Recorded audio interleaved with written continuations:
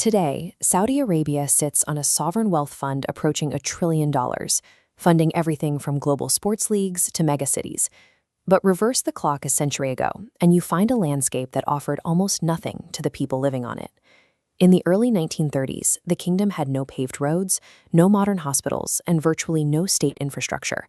The economy relied entirely on a population of nomadic herders and the shrinking fees collected from religious pilgrims traveling to Mecca.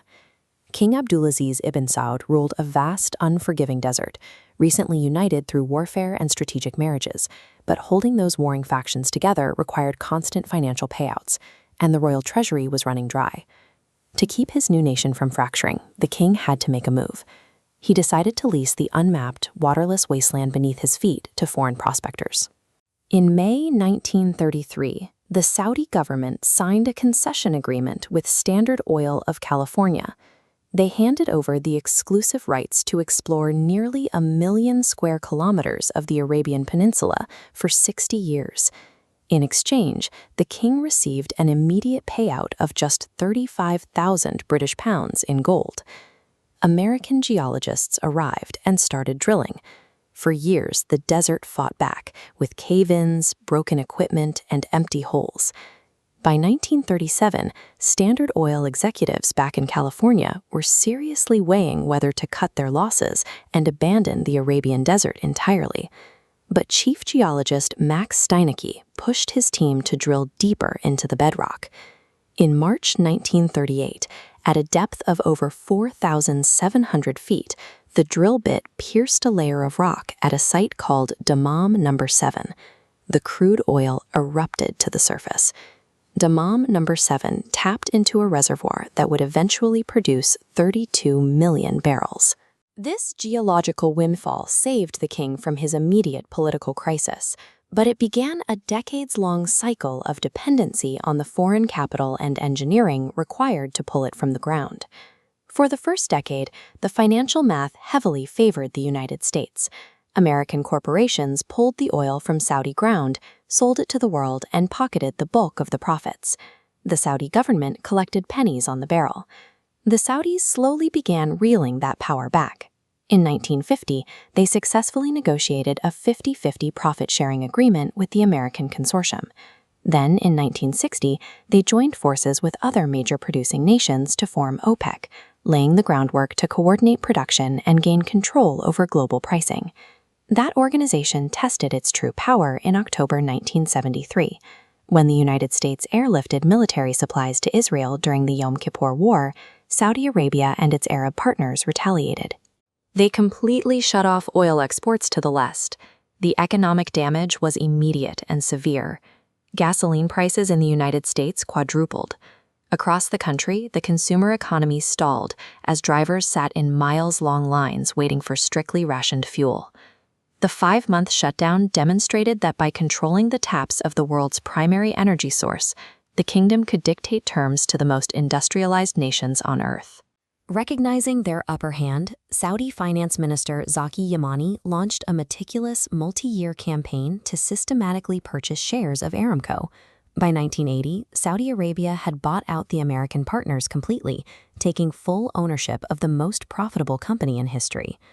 The relationship shifted in 1974 when the Saudi royal family and the Nixon administration struck a deal. The United States guaranteed military protection and weapons for the kingdom on one condition: Saudi Arabia would sell its oil exclusively in U.S. dollars.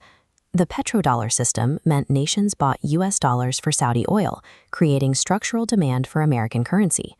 Saudi Arabia funneled massive profits into U.S. Treasury bonds.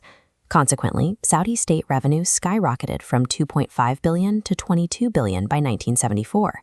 The government became a massive pension fund driven by geology. This staggering wealth paid for free healthcare, education, and subsidized housing for citizens. But it replaced a productive private sector with total dependence on the price of crude oil. That dependency became a severe liability in the early 2000s. American engineers perfected hydraulic fracturing and horizontal drilling, tapping into deep reserves of domestic shale oil and flooding the global market with cheap crude. The resulting oversupply caused global oil prices to collapse in 2014, dropping from over $100 a barrel to under $50. Saudi revenues cratered alongside it, exposing the danger of an entire nation relying on a single volatile export. This population pyramid reveals the internal crisis. 60% of Saudi Arabia is under the age of 30. This massive generation is entering adulthood expecting state salaries and comfort, but the non-oil private sector is far too small to employ them. Looking at this math, Crown Prince Mohammed bin Salman recognized that the old welfare model would inevitably collapse. He launched the Vision 2030 initiative, a sweeping economic reform plan designed to rapidly diversify the country's income. King Abdulaziz had to discover oil to build the nation, but his grandson faces the opposite challenge. He must detach his country's survival from it. To fund this pivot, the government executed the largest initial public offering in history in December 2019. By selling just 1.5% of Saudi Aramco, they raised billions of dollars and established a $1.7 trillion market valuation, handing their sovereign wealth fund immense borrowing power. The Public Investment Fund is aggressively deploying that capital. They are taking stakes in global tech companies, buying professional sports leagues, and breaking ground on NEOM, a $500 billion futuristic megacity in the desert built to run without fossil fuels. Yet, the sheer cost of building a post-oil economy requires enormous amounts of cash today. Right now, to balance the government budget without going into debt, Saudi Arabia needs the price of crude oil to stay at roughly $85 a barrel. The kingdom is now locked in a race against its own resource. To fund a future that doesn't need petroleum, they must frantically pump and sell the very oil they are trying to escape, hoping to buy tomorrow before the wealth of yesterday vanishes.